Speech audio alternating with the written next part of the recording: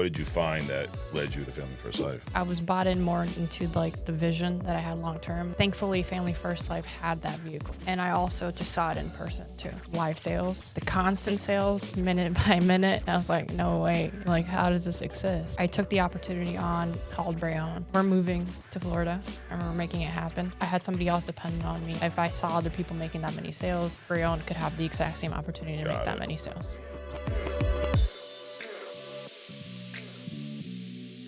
You sold 80K in May? I'm pretty sure. Is that the most you ever did in a month?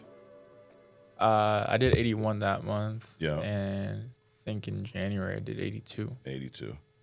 Yeah. What about you, Monserat? What's the most you sold in a month? 95. 95. Oh, she got you beat, bro. Yeah. Now, you guys, neither one of you have sales experience. No. Outside of you sold at another or attempted to sell at another company for a little bit.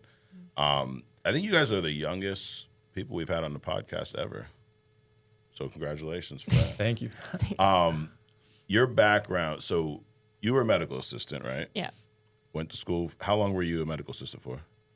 Like a year and a half. A year. How'd you end up in that field? Medical assistant? Yeah. So I went to a university for sports. I went there for soccer. Oh, you did? Yeah, so that's what I did first, and I still majored in pre-health biology. It's like I still had like that medical field. Yeah. But was your goal to get into the medical field, or were you just purely going to college to it was play what sports? I knew. Okay. It was the only, like, I would say open door that I knew that I could do. Got it. And I left the university because I realized people with like soccer scholarships and doing that long term will end up just doing coaching. Okay. That's not you what I didn't want wanted to to go do. down that route. I did not want to do coaching. Why not? Everybody that I talked to, I mean, it was just, I didn't want to like be in the position that my coach was. Okay. Like financially. In all aspects. In all aspects. Yeah. Got it. So what did you even know what you wanted to do at that point? I knew that I wanted to be like an entrepreneur, and I honestly wish that I went into business, not pre-health. But because I was more so like following a mold of you should become this, like these people do this a year. So I didn't want to like disappoint and let anybody around me down or let myself into a position to where I didn't have another option. I had to go to school. I had to work. I had to go to school. I had to just do it, find a way, figure it out over time. But then I ended up coming back and just going all in on actually making income because I wasn't really making money even if I was in school. How much were you making as a medical assistant? $15 an hour. Okay. What about you, Brown? You went to college? Yeah, I mean, I went to one semester college. Okay. I went to university in Iowa. So I went to Ames, Iowa. And you grew up in West Chicago? Yeah. So Why the hell did you go to Iowa? What attracted you to Iowa? So I remember I was in a high school class where they kind of just prepare you for college. Okay. And there's like an assignment we're supposed to like apply for as many schools as possible and see which ones like let you enroll, things like that. And it was getting towards like time for graduation. And then I hadn't applied for any schools, but I got an email from Iowa saying like, hey, you should apply with us. So you didn't even apply. They reached out to you. Yeah, they reached out to me, and then I was like, all right, You had really good grades? Is it? Yeah, I mean, I had decent grades. Okay. I had a decent GPA. Like I was going to class and things like that. Okay. But it was just it was the only college that I just looked into because it was just a class. They're like, hey, you got to apply to this many schools, and I was like, crap, like I'm about to graduate. I haven't done anything. So, did you originally plan on going to college like your sister, or this was just kind of thrown in your lap, like, hey, I guess I'll go? Or well, it was. I know I had to. Like it was more like that's the only really thing that I kind of knew to do. You had to. Why? Just family encouragement, pressure? Or? Yeah, it's just like that's all I really knew. Yeah. Like, I mean, after school, once you graduate, like you got to go to college and then kind of figure out what you want to step into for career-wise. Yeah. So that's what I did, and that's the only school I really applied for. And did you like it? No. No. I hated it. What'd you hate about it? Because I mean, I was like the only Hispanic there to begin with. Yeah. And well, it's Iowa, bro. Yeah. So I was just going to school every day out there, just going to my classes, and like, yeah. I hated my dorm too. My dorm was like 30 minutes away from campus. Yeah. It was the oldest building on campus too. Damn. So they took only Hispanic kid and they put you in the furthest dorm from the. That's messed up. How'd you get to school? I skateboarded there. Seriously. Yeah, I'd skateboard every day. And then then a lot of hills or. Yeah, I remember sometimes I'd like fall off my skateboard and I had to just get back on. But yeah, I just went to college first semester. Then I didn't like it at all. I didn't have a vision there. I didn't really know what I wanted to do long term. So then I was like, all right, I got to figure something else out. I'm not going to keep going here wasting more time. So you dropped out? Yeah. Were you working at that point? Once I dropped out, to be honest, I remember I was living with my cousin for like 2-3 months. I was like ashamed, to even like show my face back to my. Did you feel like you failed because you dropped out? Yeah, because I mean, like our parents came from nothing, so like going to school. It was a big deal. My dad was really happy that I was going to college. Did you tell him immediately when you dropped out, or? Well, I told him. I called him. I remember calling him as soon as like first semester was going to end. Yeah. And I remember telling him like, I'm not like happy here, things like that. And he just wanted me to like figure it out. Yeah. And I dropped out. Then I started living with some cousins of mine for like 2 months. Where, in Chicago again? Yeah, in Illinois. And then I eventually just went back home. And then I kind of fell into like a slump pretty much for like 2-3 months. I wasn't working. I wasn't really doing anything. I was just literally doing nothing at home. Just like I was kind of lost for a while. Gotcha. But I knew every time like someone would ask me, like I have a cousin of mine that I got him on now, and he's doing pretty good numbers now. He's selling with us. Mm-hmm. Yeah, and he graduated from college too. Yeah. And he prefers doing this. Yeah. But he'd always ask me like, hey, what's your like plan now since you're not going to school? You got to figure out like what you want to do long term. And I remember I would always tell him, like vividly remember, like I'd always tell him I'm gonna get into sales or. So you knew you wanted to get into sales. Yeah, because I mean that's the only really. Was your sister in sales at that point? Or no, she was in. You were still in school. Yeah, she was still in school, and then she always had like an entrepreneurial like mindset. Like I remember her telling me, hey, like I want to start this like fitness clothing brand, things like that. I was starting to make up a logo and things like that. While you were in school? Yeah. Yeah. Where does that come from? Just like I would say wanting more. Yeah. Like for family, long term, just like I felt like I was capable of doing more than being at that position or just like another person, just like walking around, just doing average. Right. You know? And I told Brian one time, and this was when I was still like doing medical assisting. I told him one time, I was like, I think at that point I was trying to transition over into like the sales. Mm-hmm. And I told him, like one day we're going to have our business and we're going to be in Florida and we're going to be working our asses off to build that. Yeah. You spoke it into existence. Yeah. How'd you get into sales? So you were in school still. Were you working as a medical assistant while you were in school? Working as a medical assistant. Yeah. Yeah, you were. Okay. Yeah. Got it. And then from there, how'd you end up in sales? So I saw somebody post it on social media, and it was just a calculator. Okay. It was a calculator, but it was something that I never was introduced to. I feel like I was always kind of like left out of like opportunities like that. Yeah. So for me, it was exciting to find something that I led myself into. Okay. You know, like I always felt like people had like some secret thing that they were doing. You know, I'm making this. So they were keeping it from you. Yeah. I always felt like I was left out. Got it. So I was like, okay, you know what? So you just came across somebody's post. Was it somebody you knew or? No, it was somebody random. And what, it was a calculator that showed you how much money they made or allegedly made? Yeah. It was just numbers. Yeah. That's it. Okay. But I didn't know what it was. I didn't know whether that was actual money. Yeah. But I was just like, okay, just tell me about what I have to do. So you didn't know it was life insurance? No. Did you know it was sales? I knew it was sales. Okay. Some sort of sales. And then because of the amount, you decided to just reach out to them. Yeah. Got it. Yeah. And then what happened from there? So then I started at that captive. Okay. So you got company. a license. Yeah. And this is a captive company? Yeah. Leads? No. No. What, just your friends and family? Yeah. War market. Yeah. Anybody that you could find on the street. Yeah. Get them life insurance. Did you make any money there? No. No. How long were you there for? Like 3-4 months. Okay. There. And then you recruited Breon as well, right? I brought him in like before I even started. I told him. Oh, okay.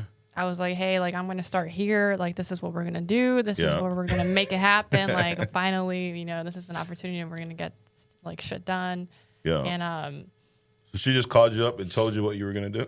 Yeah, I mean, I was kind of glad like it came and like fell into my lap in a way, because that's something I always wanted to do. Like even when Monse was talking about like building like a fitness brand or something, she told me like I could run like the sales aspect of it, because I'd always say like I want to get into sales or something. Yeah. So you always wanted to get into sales. Yeah, and then she started there, and then I pretty much started at the same time. Like she was still doing like her onboarding and things like that when I was barely starting. And I was just like, what'd you think when she called you out the blue, like, hey, we're gonna do this? I was happy. I was happy because I wasn't doing anything. Was this during that time you were staying with your cousin and trying to figure out what to do? No, I was back. I was back home at this time. I was just bumming at home. Okay. If I'm being honest, like I didn't really have anything. I mean, in going for fairness, me. you were young. What were you, 19 at the time or something? Like, I know people, or I've heard stories of people in their 40s that are still doing that. So at least you got it out of your system, right? But so she calls you out the blue, and then you're like, screw it, let's do it. Yeah, I was. She just let me know, like, hey, I'm starting this. Like, I want you to come check out the office and meet everyone there, hear like other like testimonies, and I mean, from my first experience there, I thought it was gonna be great. Like, all these people are making this much. They're showing me like calculators, like, yo, I just made this much. I was like, cool. I mean, I'm on board. Yeah. I didn't have anything to lose. And then we were there for like 3-4 months. I was like, all right, why haven't I done my calculator yet? When's my calculator gonna come? What was the issue? Like, did you just didn't have enough people around you to sell to, or how come you didn't make money there? Well, one, like I was already isolated like long before I went into sales, so there's no way that like I was trying to reach out to people and they would just be like, what are you talking about? Like, get out of that scam. And so like I didn't have any warm market. I didn't have any friends to talk to. Like I literally isolated myself. This is something that I wanted to do. And it was like, finally make it happen. I don't want any distractions. I want to like clear focus. Yeah. So yeah, I mean, we didn't have any warm market to sell to. And the only people that we talked to just didn't even know we were calling them about life insurance. So we just had, it didn't matter though. We put in the work, whatever we had to do, we had to do. And then most of my sales, I think I had like at least 3. Okay. And 3 sales in 3 months? Yeah. Okay. And it was one of them was in Panera Bread. Okay. It was in person. Somebody you knew or a random person? Just a random person. Yeah. And then another one was an in-home. So most of them were face-to-face. Got it. So you made 3 sales, 3 months, and then I guess at what point did you realize, you know what, this ain't working anymore. We can't do this anymore. So for me, it was like, this is working. Okay. But there's more to it. Yeah. You know? So it's like I wasn't going to give up on sales in the industry. Sales in general. Sales in general. And I was like, okay, there's more to it. I felt like I went back into a 9-to-5 with being there. Okay. And I felt like I still was putting in the work to be surrounded by even like higher, like more to it. Like, yeah. So I seeked more opportunity. Like I was seeking like more knowledge on the industry. Outside of that company. Yeah, outside of the company. So you started looking elsewhere? Or? Yeah, I actually started Googling the definitions, like the differences between like insurance broker, like captive agent. Did you go to the people you were working with for help, guidance? Like, hey, I'm not making money. I went to somebody once. What did they say? They said, don't do that.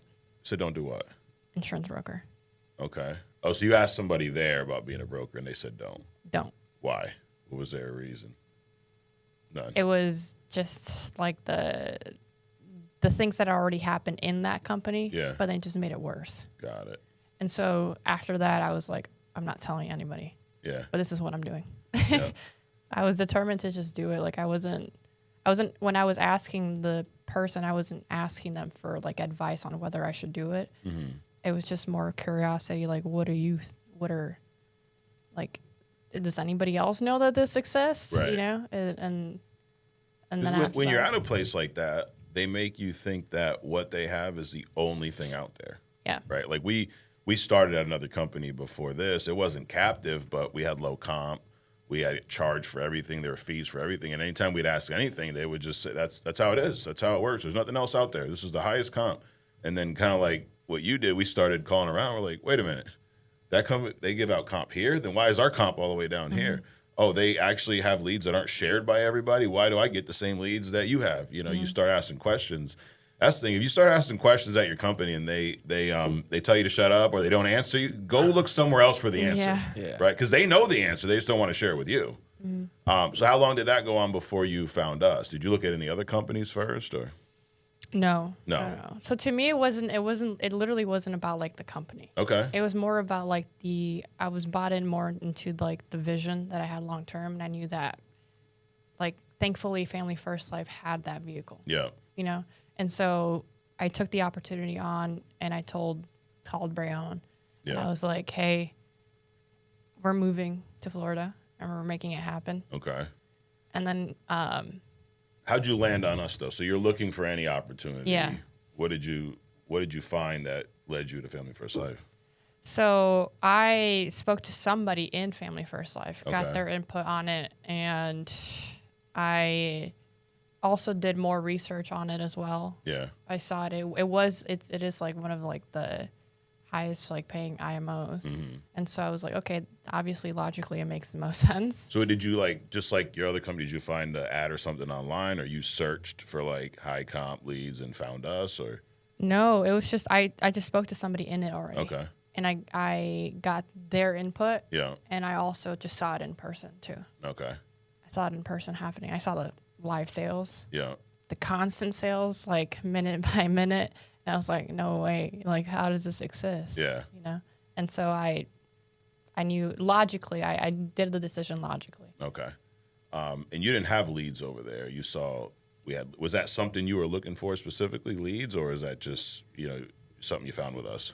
No, it wasn't. It was more about like, I knew I had more potential. Yeah. And I knew that I also wasn't like, I had somebody else dependent on me as well. Mm-hmm. So I knew that if they were in this opportunity, could make that, if I saw other people making that many sales, this Breon could have the exact same opportunity to make that many sales. So how'd you end up in Florida? I just flew. I flew down. Who'd you talk to, Jay? There was somebody else Okay. in the agency Got it. with Jay, and we flew down, and that's just what we did, like for 9 months straight Yeah. in Florida. Now, it's to you it seems like nothing, but that's a big deal. You're in your early 20s, and have you ever traveled outside of this? Mm-mm. So, but prior to going to Florida, what's the furthest you've gone outside of where you've grown up? Probably like Chicago. Okay, so like the Yeah. next couple of times. So, Like 45 minutes away. so you on a whim, just like, yeah, I'll go to Florida. Like, did they ask you? Did you ask to go? How did you end up going? Like, just hopping on a plane, from Chicago to Florida? Well, the thing is, like, I already felt like people that did things in like this world took on risks like that. Okay. And I knew that I wasn't going to give up. Yeah. And I wasn't going to quit. And I knew damn well I wasn't going to be somebody on the street. Yeah. So no matter what it took, I was going to make it happen. And when we flew down to Florida, we were sleeping on like air mattresses, like months straight. We didn't have a car. We didn't have a house. We were just sleeping with in our mentor's like floor, just making things happen. And you went by yourself first, or you brought Breon with you? I went by myself first, Okay. and then I also told Breon I'm flying back, getting my stuff, and then that's it. Okay. And did you know that she went down there in the beginning, or? Yeah, she was gonna give me a heads up that like, hey, I'm gonna go check it out. I wasn't expecting like, hey, I'm moving out here for like 6 to 8 months. You coming with me? Yeah. But And what were you thinking at this point? Because you were with her at the other company. y'all. No, she made 3 sales. Did you make any sales there? I made one sale. You made one. It was like a $1,300 sale. I only got paid like $350 from it. Okay. So then I was like, I mean, yeah, we can take that risk. Okay. So she called me up. It was like 10 p.m. and then just FaceTimed me, and she was just explaining to me how, hey, these people are making this much money. Yeah. There's sales like every other 5 minutes. And I was like, that was kind of like mind-boggling because we were getting threatened to get kicked out of the office. Yeah. If we didn't meet a 5K goal, daily goal. And we weren't even hitting that back there. So I was like, yeah, I mean, no one else is making money here. So might as well just fly out there, see what it's about. Yeah. I mean, worst case scenario. I feel like what I got to lose. Yeah. And then we flew out there. We were just working nonstop. Yeah. Like, I remember when we first landed, I kind of had like a weird feeling like in my stomach. It was like I was excited, but also nervous and worried. Like, I don't even know how to describe it. Yeah. But every day we were just relentless, like going in there, being the last ones to leave, making all the mistakes you got to make to be able to progress. Yeah. As a producer at the start, because we had no agency at the start. Like, we weren't recruiting. We were just trying to make money. We had nothing.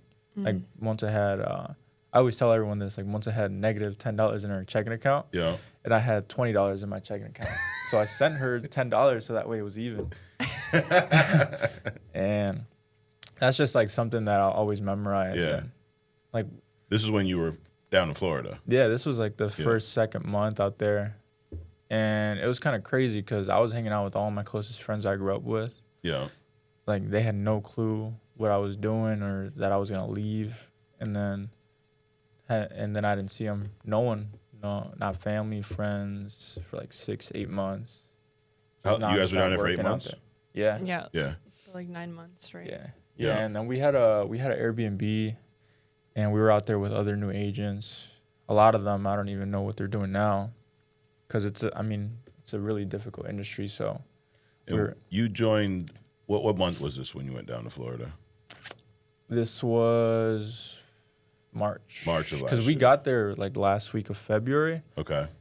But in March is when we actually were able to actually start selling and, producing. So you started in March, and we talked about your production. You ended up, what was it, like 260 something? What'd you make last year? Last year, on all my W-2s and taxes, it was $114,000. Okay. What's the most you made prior to that? Prior, nothing. I Seriously, had no job nothing. before. I dropped out. I dropped out of school, and then I was working, but I was just getting paid cash. Like, I was doing a contracting job with my dad. Yeah. Just like manual labors, using my hands. And then I got into captive company with Monserat. Yeah. And You I made one sale. So you made $350. So from $350 to $114,000. What is that like, coming from, not a lot, struggling to get by, going to college, trying to figure out what the hell am I doing, and then making 6 figures before the age of 21? It was kind of nuts. Yeah. It was crazy I couldn't even fathom it. Like, my first sale, I was just waiting, refreshing my emails. Like, when am I going to get this commission statement? What'd you make on your first sale? It was $800. $800. Yeah, and it was $1 lead. I spent $1 on it. Spent $1. Yeah. $800 or $800 premium, or $800 commission. Yeah. $1. Yeah. So it was kind of crazy. That's when I had like a realization. I had like an epiphany at that moment. Yeah. I was like, if this worked once, let me try it again. Keep doing the right stuff and see where it takes me. Yeah. And that's what we did. That's what we did for months straight. And then, luckily it all worked out. Yeah. So. What about you, Monserat? What was the most you made prior to selling life insurance? I would make like a month at least like 1.8 grand.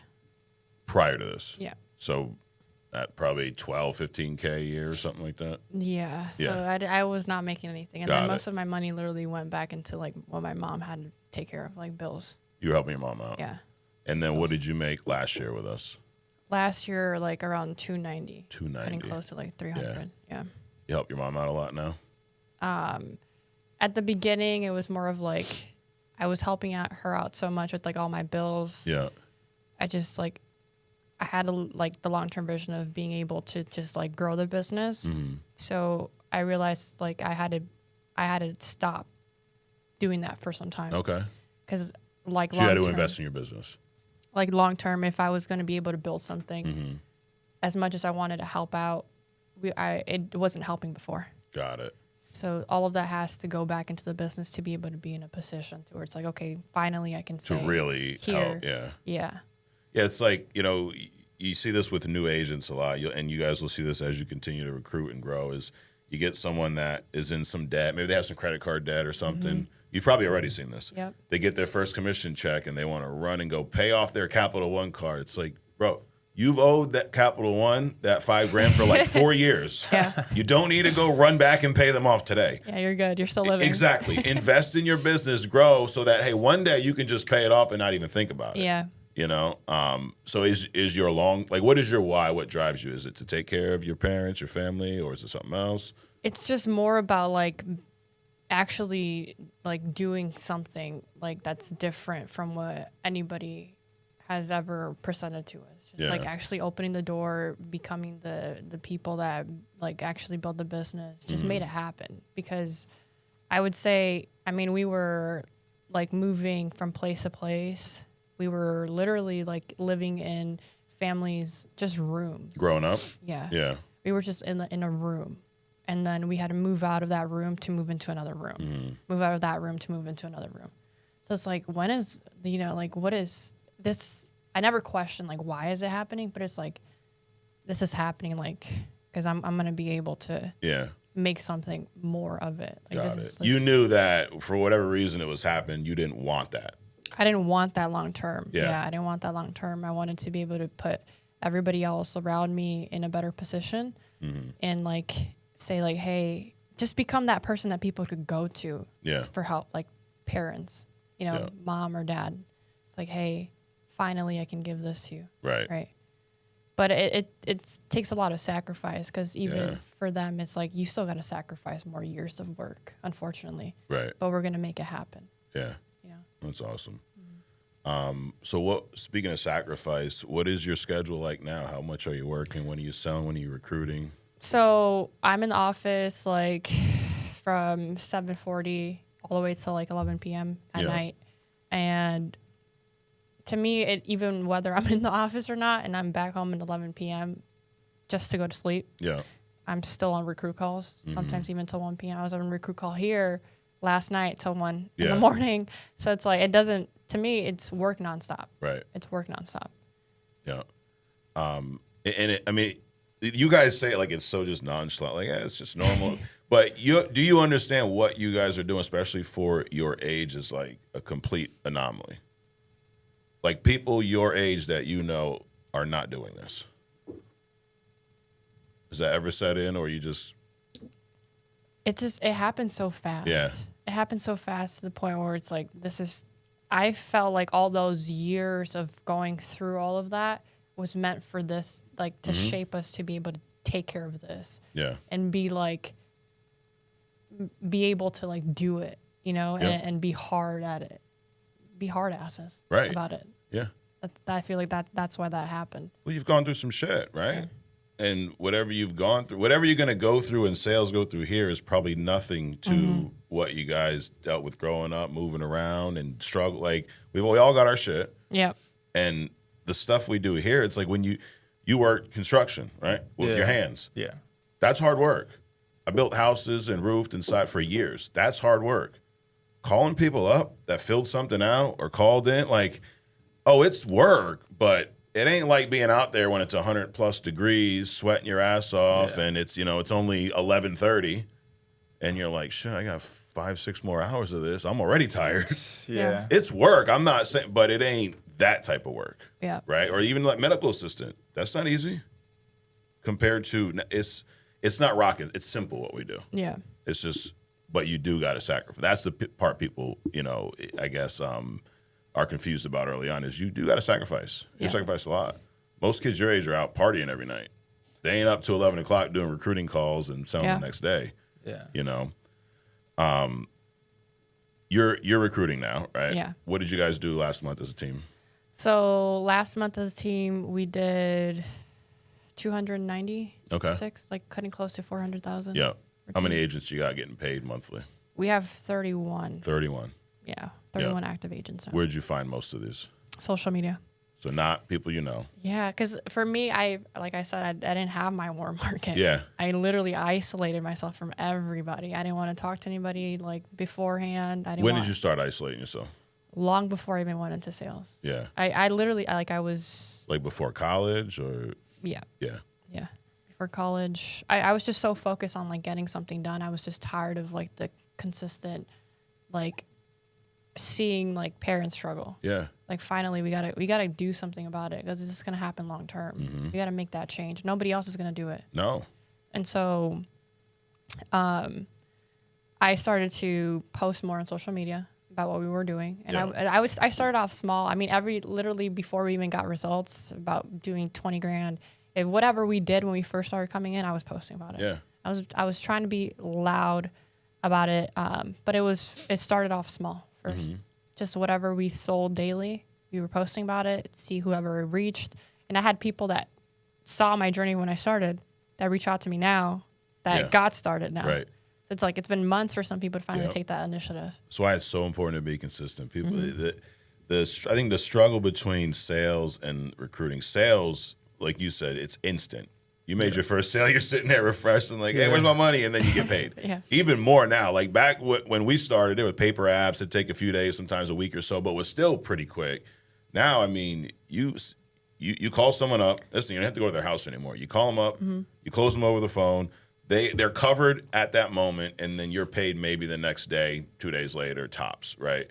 Like that's insane, the amount. But so it scales so fast. Like you said, you made 100 and change. You made almost 300 last year. So now $800 doesn't seem like a lot.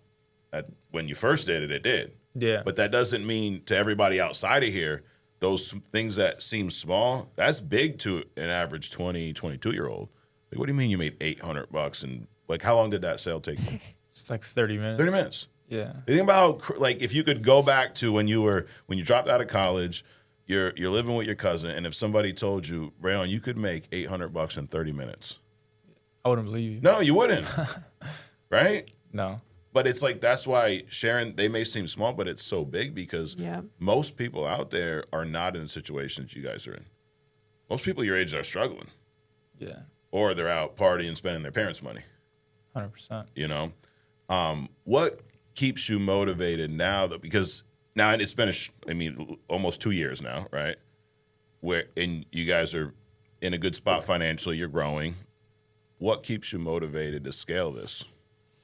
I would say like not being complacent because regardless, I mean, to me, there's still a long way to go because family's still not where I wish they could be. So for me, it's like no matter what the outcome is, we're still going to keep like growing and we're going to keep like building the agency. Just knowing like what our parents are currently doing still. If they're still working, regardless of how much money we make, all of that money has to go back into the business. Yeah. Whatever we have to do for the team. And until we get to the point to where it's like, okay, here's your home. That's one of your goals. It's like, like here's your home. Yeah. Everything's paid for. Yeah. You're fine. You don't have to go back to work, save yourself. Because I mean, like, nobody talks about that, but there's conversations I've had with like both of my parents. And the dreams that they had, I'm capable of. I'm alive. Yeah. I'm capable of moving. I'm capable of speaking. I'm capable of doing the things that they wish they could do. Yeah. Do you think they gave up on those dreams until now? I wouldn't necessarily say they gave up. I would say like they never had that sense of direction. Got it. So I think all of that was just meant to happen. Yeah. And so you sat down with your parents, talk about their dreams. You've done that. It's more so them talking about their struggles and what they wish they had. Got it. And your why is to help them get there? It's more than that. I just like... Is that part of it? It's part of it. Yeah. I think that every single direction that I can look at for myself from not being complacent, like every single direction of my life, there's no excuse for me. Yeah. I got to keep going. Yeah, absolutely. What about you, Breon? You recruiting? Yeah. Yeah. How's that going? It's going good. Right now I have, say, like 12 active downlines. Yeah. And as a team, we're doing 250 grand. Okay. And got a couple more people right now. Like at least like 6 people are on their exams or about to take their, about to get contracted. Yeah. So it's just keeping the long-term vision for me. Like the reason why I'm even proactive about like growing daily, even if it's something small, like posting about it or trying to be louder about my business. It's just, I think what keeps me going is more just knowing like what value I could bring to someone now, like that's starting off. You know what I mean? Like we've been able to bring individuals on who had no sales experience, good jobs already, like finance majors, things like that, and doing 40, 50 grand and issued paid business like their first month. Yeah. Just because of the struggles we went through and all the adversity, things we learned. Because I forgot what book, or I think Sean Mike mentioned this, but leadership, actually, at his first Boca Raton retreat, I was doing like 15, 20 grand a month. Okay. And then we drove there like 5 a.m. When we were able to actually get a car out there in Florida. And we drove out there, and the biggest note I took away from him was leadership is just duplicating the good in the business. So that's one thing I always think about long term when like trying to scale whatever I got going on, is like I already went through all the adversity. Like I had people leave. I already dealt with like roll up. I've already like messed up. I know like how it is, like write good business, things like that. So it's just duplicating the good. So that's what motivates me now, is like there's so many individuals that I could help out, or there's tons of people that were in the same situation that I was, completely lost. So I just got to be louder about it. Like I'm not doing enough. If I'm not constantly bringing people on, like there's people that are lost right now out there. That need to your an point, you think about what it did for you guys. It's almost a disservice not to share it. And obviously not everyone's going to join. Obviously you're going to get, people that are hesitant, so on and so forth. But it's what this opportunity has done for so many people, especially now when we've been around 15 years. You think about the amount of agents that have changed their lives. I mean, literally, this business has changed thousands of people's lives, and we're just scratching the surface. We had last year, I think it was less than 20,000 agents that got paid on at least one policy with us. There's a couple million people in this country with an insurance license. What percentage of those agents that are not working here do you think are struggling? Probably a lot. The average income for a life insurance agent is like 50, 60K. Which nowadays you can't get by on. Yeah. It's so there's so much potential out there. There's so many people that could use this opportunity. And how awesome, like you guys went through it, how awesome does it feel to see somebody else come in who was struggling and now they're in a better spot financially? Yeah, I mean, that's what makes me the happiest, if I'm being honest. Yeah. Like being able to bring new people on, no experience. My apologies. Yeah.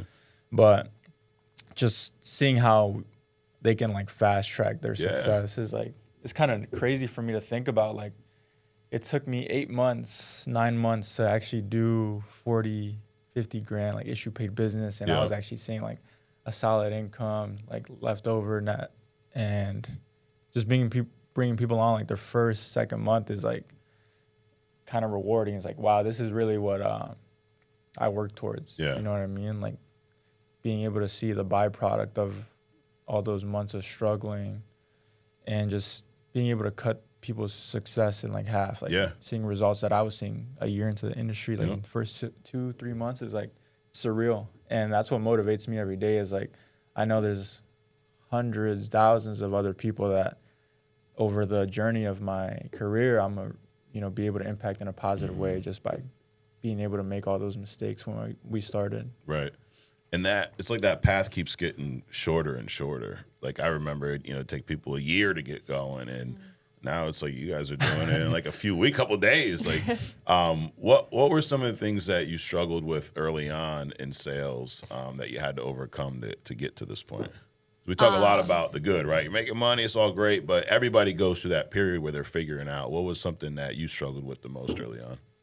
I would say like the struggles were more of,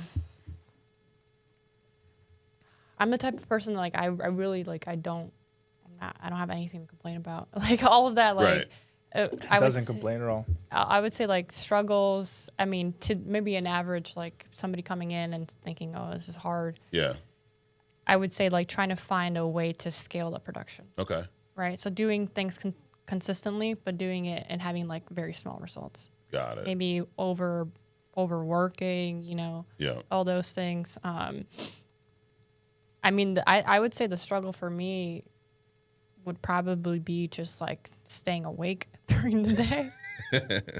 Because like, I mean, I think Sean has talked about this too. He mentioned that his routine was just eating like honey buns, right? Yeah. Hers was Mine was Pop-Tarts. Pop-Tarts, that's what kept you going? That's what kept me going. Pop-Tarts and what flavor of Pop-Tarts? It was the strawberry ones. Oh, okay. The only one I like is the brown sugar cinnamon. It's my favorite. But that was just like, it was just constant work, daily, same thing over and over and over again. Right. So it's like maybe to people coming in, you have to go through that period of time to just do the boring stuff over and over and over again, even without seeing like a instant result. Were you good on the phone in the beginning? Were you good at closing? I wouldn't necessarily say I was like good. Okay. But I would say that I was just I had no other option but just to do everything that I was being told to do. Got it. So if somebody told me you got to be more like, talk with more conviction or be more loud. Yeah. Or follow the script or do this, I would just do it. So I came into that like phone call, and I acted as if I was that person that sold $100,000 a month. I didn't care. I didn't wait. I didn't care who else was in the industry. I was like, I'm gonna make this happen. Yeah. But I definitely struggled still. I lost a lot of phone calls. I never stopped buying leads though. Right. What did you do to change that?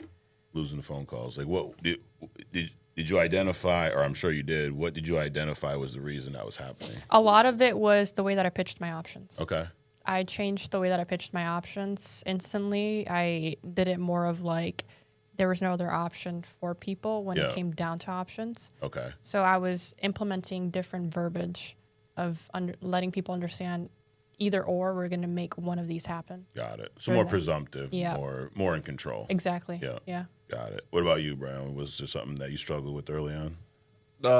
For me, I'd say just like having good rapport. Okay.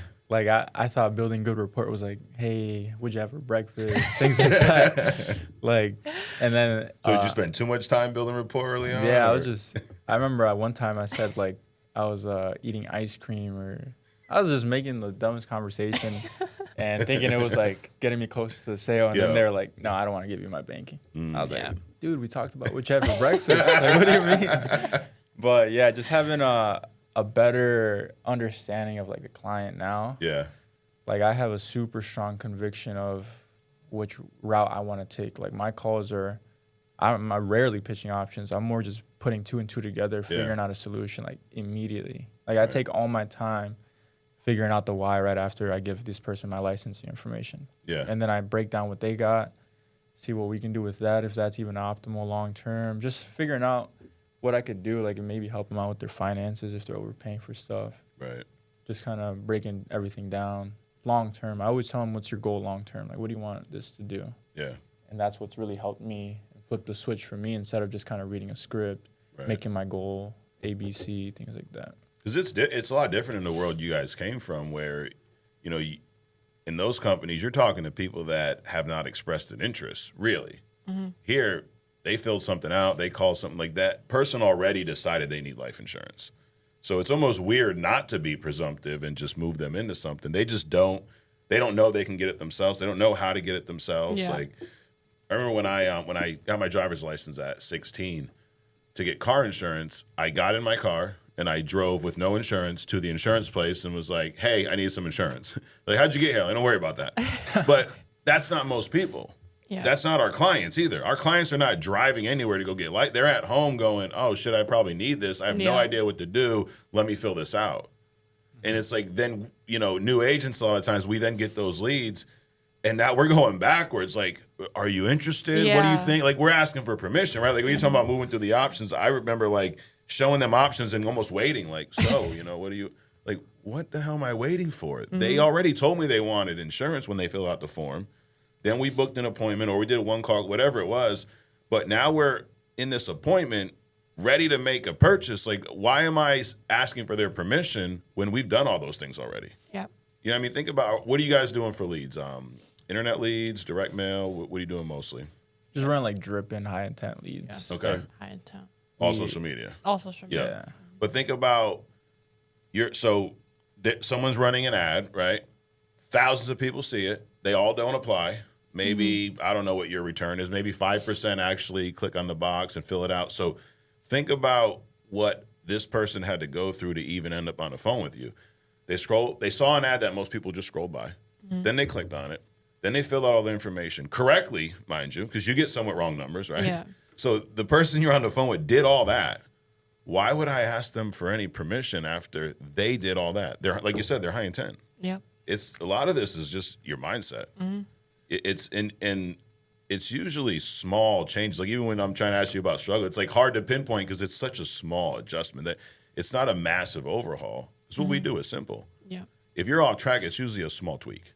Like you said, a little verbiage, a little tone, different, higher level of confidence, whatever. But it's usually not a complete overhaul, which is why I struggle with this statement. Could anybody do this? Yes and no. Most people won't. Is that a fair statement? Yeah. Yeah. I mean, you guys have recruited most people are not going to do this.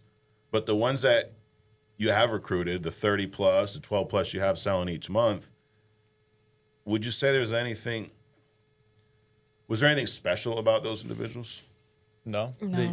They came from no sales background. Yeah. I mean, the one thing they all had in common was they're all like hungry for more. Right. That's all I would say. Like they just wanted a vehicle to actually. They just being able to scale. they chose to implement. Correct. Some people choose not to. Yep. So it's like they made the decision to just do whatever it takes. Yep. The biggest lesson I ever learned from Sean was one of the first lessons. There's two things you control in this business: your attitude, activity. And if you don't have both of those where they need to be, you will fail. You can have the most. We've all met this person. They're the most positive person in the world. Everything's great. But shit, when it comes time to work, they got everything gets in the way. I can't do it today. I got this, but I'm going to grow. I'm going to have a big agency. I'm telling you. You're like, dude, you actually have to pick up the phone at some point. Then we've all seen the guy who works his ass off, but is negative as shit, right? This client sucks. These leads, you heard what they're doing, the bonus, to this, to that. It's like, you're not going to have success. You have to keep both of them. How do you guys manage? We'll start with you, Monserat. How do you manage the ups and downs?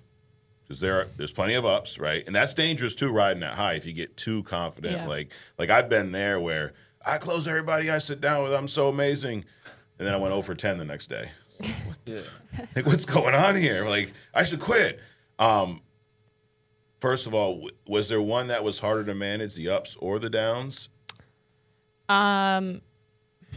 I would say so for us, I feel like we experienced everything that you can imagine very fast. Yeah, because you had a lot of activity. We had a lot of activity. Yeah. So I remember when we were in the office and we actually had our grandma, she was the one that raised us because my mom worked so much.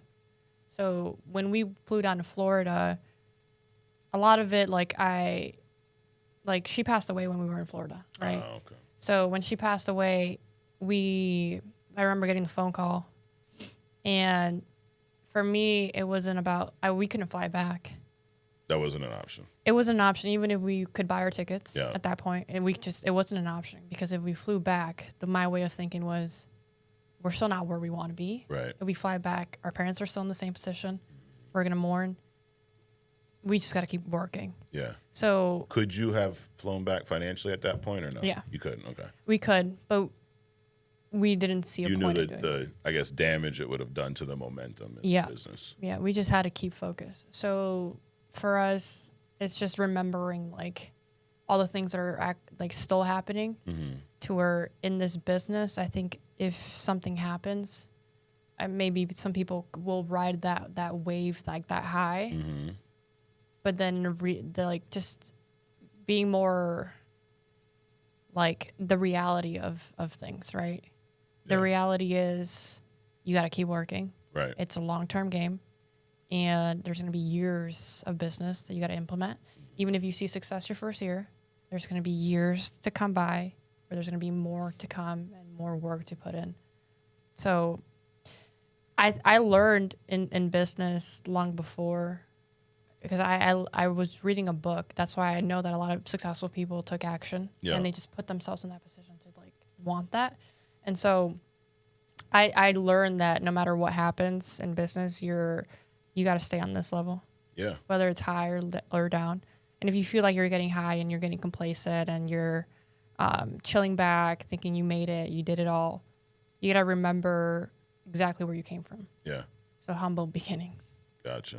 That's why having a clear-cut why is so important, because if you don't, when those moments happen, it's easy to take your foot off the gas. Yep. Right? If you have no why, it's like I'm getting paid, I got some money in the bank, everything's fine. I could take the weekend off. Mm-hmm. Oh, there's a picnic, there's a this. My friends are going up. I can do that. It's no big deal. I'm getting paid. But when you have that why, to your point, I'm still not here. And that's why having a big why is so huge, and also revisiting it so often. Like my initial why was to give my kids the upbringing that I didn't have. And then I did that pretty quick. And for a little bit, I'm like, yeah, that's my why. And I had to take a step back, like, wait a minute, I've already done that and then some. Now I need another one. Yeah, you got to keep setting higher goals. Absolutely. If your goals don't scare the shit out of you, then there's something wrong. Yep. Yeah. Because it's like, oh, I want to, like, if your goal was to hit Hall of Fame, like, dude, you'll be there in like 4 weeks. Come up with something bigger, right? Like, but it is having that big vision, that why.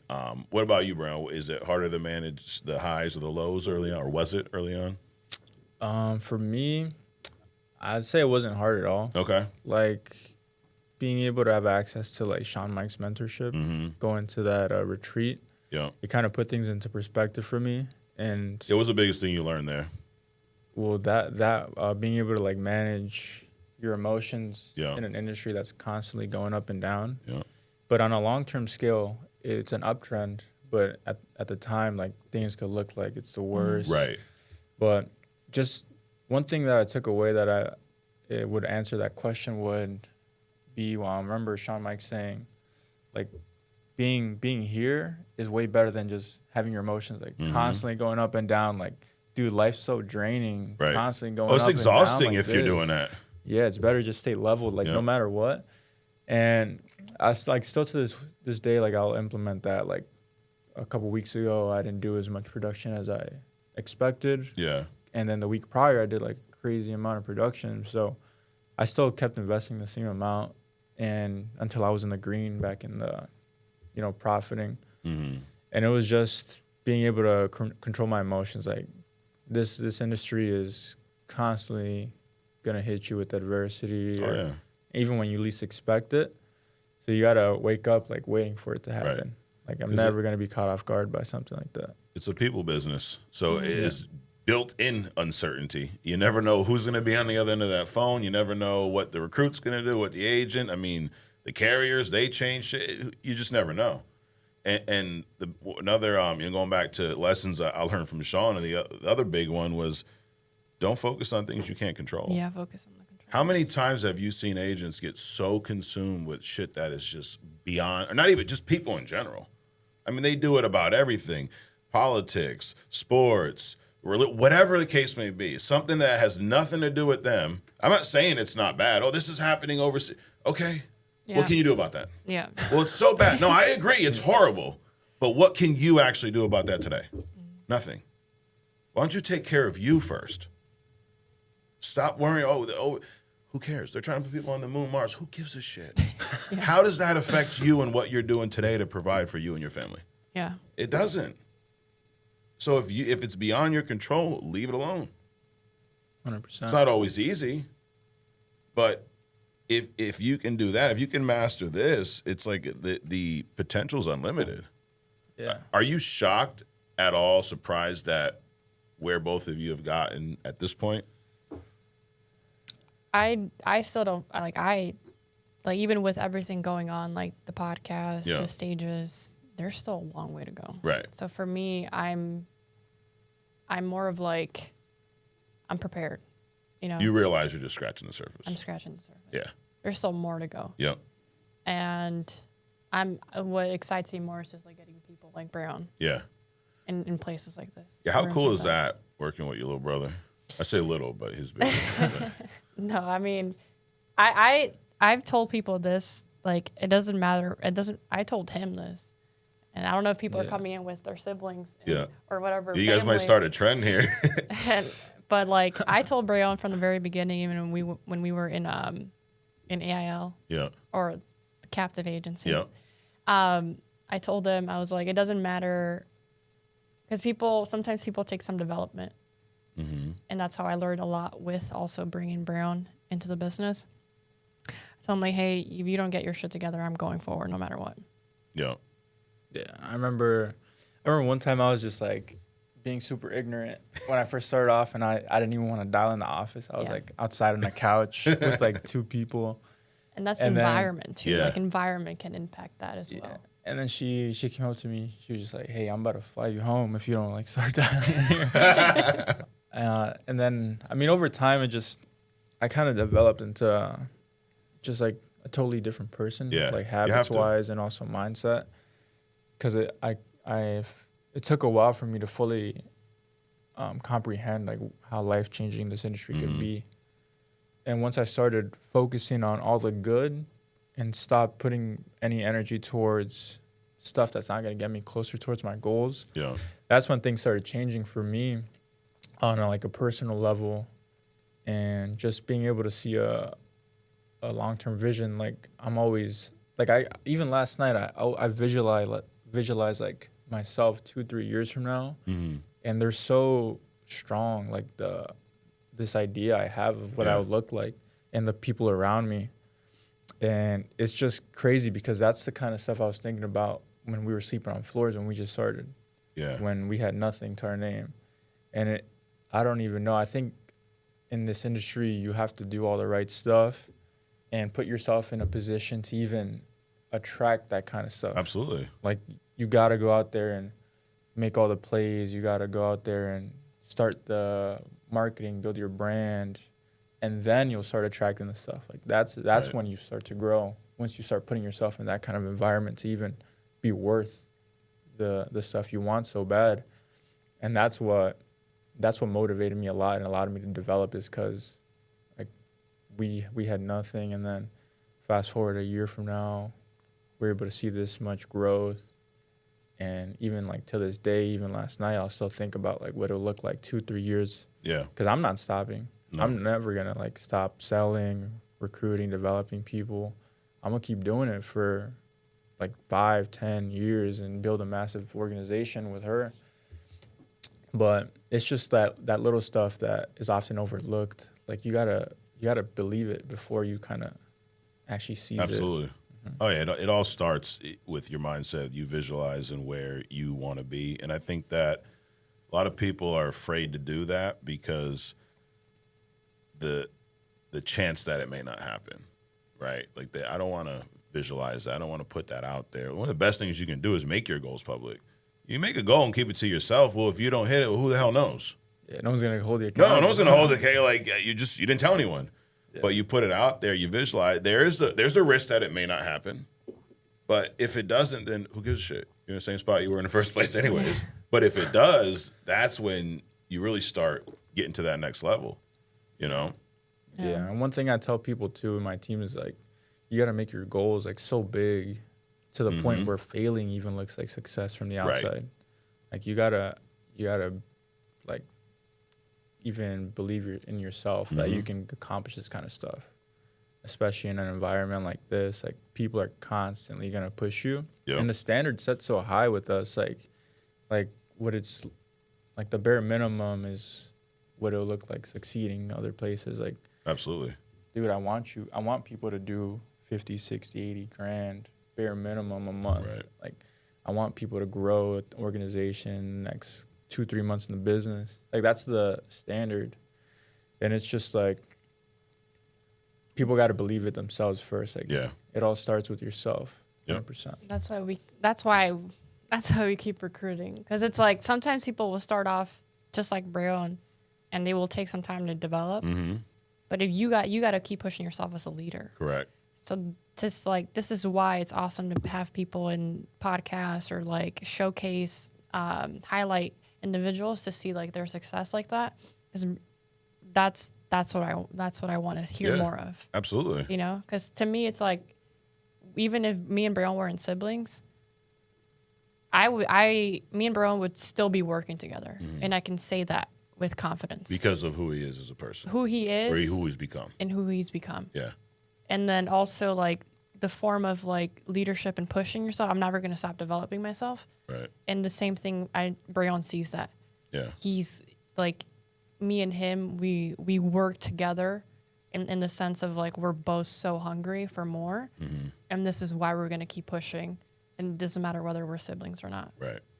But like you said, you got to take care of yourself first, right? Like, it's 100%. like that whole, when you're on the airplane and they give you that speech about the mask coming down, and they go, put your mask on first, not the kids. Right? But people, I say my kid. Dude, if you don't have your mask on and you die, bro, you can't do shit for the kids. So put your mask on first. But it's the same thing in business and life. If you don't have your shit right, like if your mindset isn't right, if you're not in the right place mentally, how can you lead him? Exactly. And then if he's not there, how can he lead his team? Mm-hmm. You got to take care of yourself first.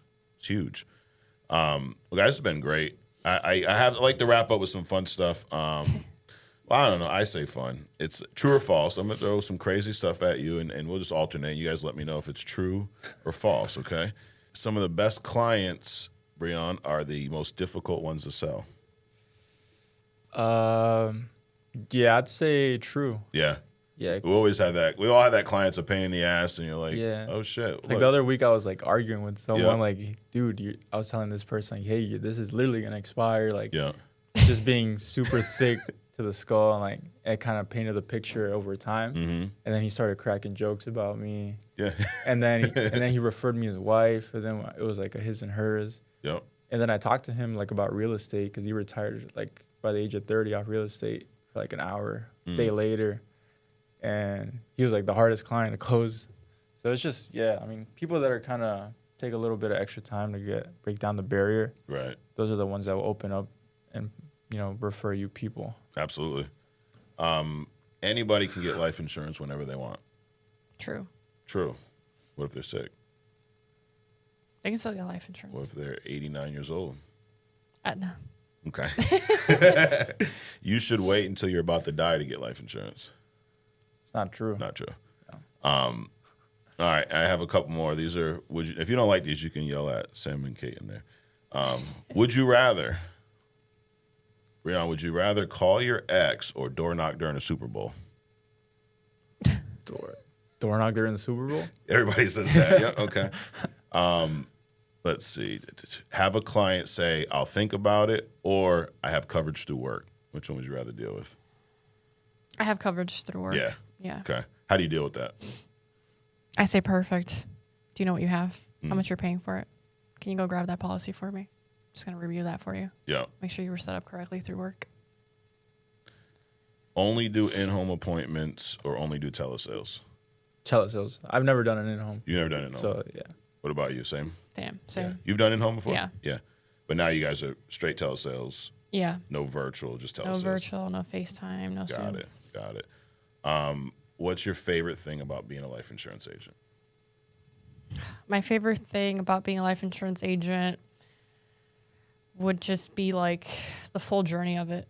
I think that's my favorite thing. And the full journey, like everything you get to experience doing it shapes you in and out of the industry. Yeah. And then last question for you, Breon. Why should an agent work with Family First Life? Why should an agent work with Family First Life? It's because this company is built for like the producer. 100%. Like this company was made from people selling at a high level for producers. Like the whole business model is selling insurance. Like no one makes money if no one sells. So that's why you guys look out for the producers, give them their bonuses, higher compensation. And it's just overall like a better experience. Like the individuals in the company will help you out if you have any questions. Doesn't matter if you're in a different team. Right. It's one big team. It's just like one big organization. Like everyone's here to grow. Yep. Were you guys at Ignite this past week? Mm-hmm. Yeah. And you obviously went to the convention, but that's one thing that a lot of people from other industries say. Like there's real estate conventions, there's the other sale, and they're like, when we go to these events they don't share anything. The top guy, they don't want you to know. Like, I don't want you to know my secrets. You're going to, somehow steal my business. Here, everybody's like, yo, here's what I'm doing. Here's how I handled that. And like you said, they may not even be on your team. Mm-hmm. And that's what, to us, it's almost normal now. But to outsiders, they look at that like, what are these guys doing? Why would someone get up and share everything they're doing? Mm-hmm. But it's like, at the end of the day, there's plenty of clients out there. There's plenty of agents. There's plenty of uninsured. And even that, I don't have the stats. But when you look at the numbers of what percentage of this country is either underinsured or not insured at all, we're just scratching the surface with where we're going. I remember Sean say, you talk about big goals. It was probably 2025. It was probably 10 years ago. He said, we'll be $1 billion company. You know how much production we were doing at that point? Less than $1 million? Less than $1 million a month. Actually, a little over $1 million, because I think our first year we did 11 million, so this would have been some. So we're probably doing 1.2 a month as a company. He said we'll be $1 billion. I'm like, y'all met That's Sean. Crazy. He says some crazy shit sometimes. And we're on the track where we're gonna be pretty damn close this year. Did $1 billion a month? No, $1 billion a year. A year. Yeah, but at that time we were barely doing $1 million a month, and now we do about 45 to 50 million a month. And I'd say we're just scratching the surface because we only had less than 20,000 agents get paid last year. There's a couple million in this country that have a license that why not come to your point? We all were producers. We built this company with the mindset of what would a producer want? Mm-hmm. And it was easy to figure out because we were at a company that wasn't built for the producers. So we just looked at everything we didn't have. Like, wait, we have low comp, we want high comp. They have shitty leads, we want good leads. Like they have a contract, we don't want a contract. Like, we just looked at everything we didn't have, and our goal from day one. And and I didn't tell him to say that, by the way. So if you're watching, I didn't tell you to say that. You said that on your own, but that was our goal. Our goal was day one to make this the best place for the producer. And I do think that after 11, 12 years now, we've accomplished that piece. And now it's how many producers can we help out there that are struggling somewhere else? How many people are in a similar situation to where you guys were a couple of years ago at a company where people are saying they're making money, most of them are probably not, and you ain't making money? That sucks, by the way. 3 months and struggling to make $350, and people are telling you like, "Oh no, you just keep going. You'll be rich someday, Monserat. Just keep doing what you're doing." You're like, "Wait a minute. There's been 90 days, and there's like I made 3 sales. Like, what do you mean someday? What, in 50 years?" And here it's like to your point, if you're willing to work your ass off, you can get through that learning curve pretty damn quick. Mm-hmm. And we say, run 100 appointments, then come talk to me. Now y'all are doing that in a couple weeks, which is great. And it just goes back to one of the things I say a lot on here. Your background doesn't matter. So do I think anyone can do this? I think most people won't. But I also know this business doesn't discriminate. Yeah, 100%. Doesn't matter your age, obviously, because y'all were 19, 20 when you got a license. Doesn't matter your race, your gender, your religion, your political belief, your experience, your lack thereof. It does not matter as long as you're willing to put in the work. And the last thing I'll say is you actually have to care about people. Yeah. We talked a lot about, you guys, what you're doing, but I also know you two wouldn't be selling at the level that you're selling at if you didn't actually care about the client. Because we're not selling bullshit. We're not selling knives or vacuums or whatever, Tupperware. Mm-hmm. Yeah. We're selling something that they need, and if they don't have, they're screwed. Have you either one of you had a death claim yet? Yeah. Yeah. And you obviously, we'll talk about that on TNL this week, but that's why what we do is so important, because if the client doesn't have life insurance, they're screwed. Mm. Our clients are not independently wealthy most of the time. Most of them are struggling or just how many times you sitting down crunching numbers trying to fit something in their budget so that they keep it, knowing that if they pass away without this, their family's screwed. Yeah, all the time. Yeah, it's what we do. So, well, I appreciate you guys coming up. thanks for doing everything you're doing. I mean, you're inspiring a lot of young people, a lot of people in general, just breaking that mold and doing things that, you know, I know you guys think it's nothing, but most people your age aren't doing any of this, you know. So it's awesome to see. Thank you guys. Thanks for tuning in. Absolutely. If you haven't already, go to fflconvention.com, get registered for next year's event. You mentioned, you know, nobody coming to save you. Gary Vee says that all the time. He's going to be a speaker at our event. I don't even know if we've announced that yet. So Gary Vee will be at the annual convention.